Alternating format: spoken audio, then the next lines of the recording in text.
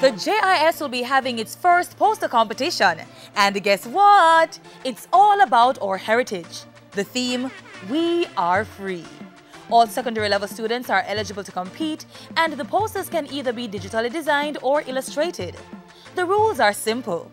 First, complete an entry form online from the JIS website. Posters will be judged on your interpretation of the topic, originality, neatness, and presentation. Digital posters should include only the images from a collection accessible on the JIS website. Posters should be no longer than 11 inches by 17 inches.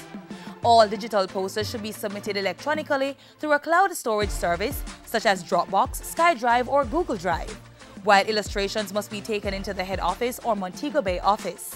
Posters should be submitted by Friday, October 31, 2014. Please ensure that you keep a copy of your poster after submission.